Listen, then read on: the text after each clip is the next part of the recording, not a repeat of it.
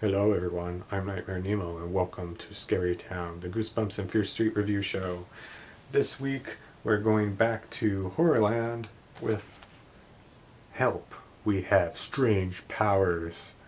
It's a pretty unique title, and it's got one of those old fortune teller machines like you may know from the hit movie of Tom Hanks' Big. And then the back says, "Penny for your thoughts. Keep a cool head, shady lady." And so, in this story, we have twin brother and sister, Jillian and Jackson, who are uh, they're a pretty lively bunch, and there's a lot to like about them, and just you know, this story is very, very, very different from what you may think what a Goosebumps book is, and I liken it a lot to Dr. Maniac versus Robbie Schwartz, and it's not a spooky story. There's no horror in it. It's just it delves into the not really supernatural, but the extraordinary in this, where the kids get superpowers basically. So it's just pretty much like a modern day superhero story. And so basically the whole thing is Jillian and Jackson have these new kids at school who are Artie and Nina, and they're just like they're klutzes. They're just like really gross and they smell bad, and this like Artie just like blows has really bad allergies, and he like blows his nose on his hand and just like wipes on his shirt, and just really they do stuff where like they like accidentally trip and then like drop like a can of soda on one of the kids' shirts, and it's just they're always like doing stuff to embarrass them, and just it's frustrating to for them to keep their cool, and just like these guys are like really annoying, like how do we get rid of them and stuff. So at one point they go to the movie theater and see a movie, and then Nina and Artie are also there, and they basically they get into a scuffle where like they kind of like ruin the movie, and then basically the manager comes in and kicks them all out.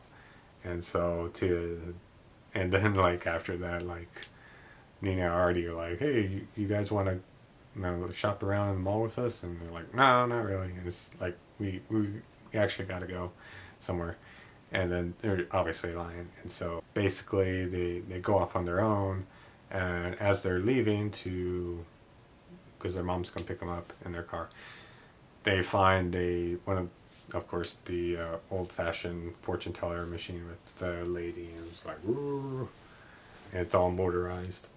They put the coins in, but then like nothing happens. Like the hand comes out and it has the card, but it doesn't drop the card, and so Jackson's kind of like he puts his hand into the machine to like kind of like fix it and fiddles around with it, and then Jillian kind of comes by and is nearby him and trying to help him as well, and then both of them are like shot like by this electricity, the magical electricity in front of the machine, and they get hit back, and then the card comes out of the slot and it says like "Welcome to Horrorland," and basically what happens they get mind powers where Jackson has telekinesis and Jillian is able to read minds.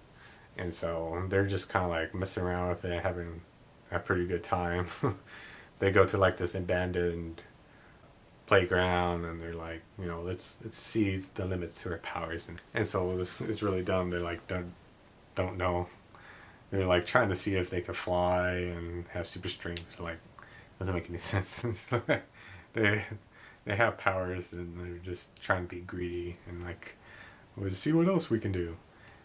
And then they're approached by like this strange looking man who wants to take them away to Dr. Cranium, and Dr. Cranium will help them, like, as Dr. Cranium seeks out other uh, gifted people, and he helps them. And he's like, nah, I don't know about this. And Jillian tries to read his mind, can't read anything there, and there's like, nah, we're gonna just leave because you're like this creepy guy. Like, I don't want to go with you. But then he's able to knock them out, like he's like lightning quick, and he just kind of overpowers them, and then knocks them out. And the next thing they know, they're in this weird laboratory, and then Dr. Cranium shows up, and he's, stereotypical, like he has this big white lab coat, and he's got this funky hair and stuff. And he's basically like, like, my machines send out, their feelers out there, and they find people with, you know, extraordinary powers and stuff, and I help them to reach their potential. And then it's like they don't trust this guy. It's like they know he's up to no good, and he's doing all these tests on them, asking all these questions, and their idea is to, they're only thinking about how much they hate Nina and Artie, so that they Dr. Cranium can't see what they're thinking. He's trying to see if they can read his mind and see if they can pick up objects and stuff. And so they think they fool him, and so he's disappointed. It's like, okay, I'll have a car out for you, and you just go home, whatever. I guess I was wrong. And then he gives them a business card. It's like, here, just in case, like, if anything else happens, just let me know. And so they go home, and they're like, oh, okay, we're all fine. And then, Jackson pulls out the card, and like, oh, it's kind of, and on the back of it says, like, you didn't fool me. It's like, oh crap, the jigs is up. We thought we were so clever, but we could not fool a scientist who's obviously smarter than us. We're just a bunch of dumb kids with superpowers.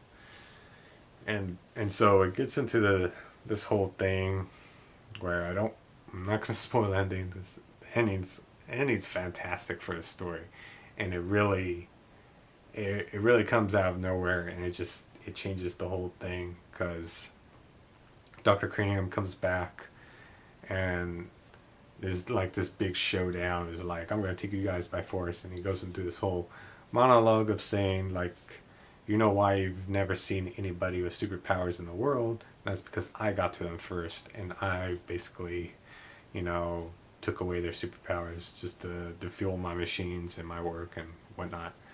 And the Thought Police, that's his group. And so, and then Nina and Artie are there, and they're like, and then I'm not going to ending, because the ending's great. So, and then it goes into Horrorland, where, it's already telling you, like, well, the Horrorland and stuff. And it's really interesting, because unlike any of the other kids in the whole Horrorland group of kids that survived all the other books, they actually have, like, legit superpowers, like mind reading and telekinesis, and this really is like a big boon to the group, and it really helps everyone out, and it makes things even more interesting.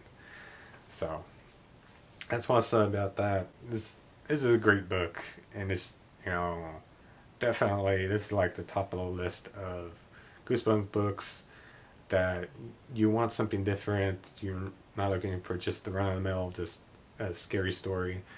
You want something out of the ordinary. This is totally up your alley.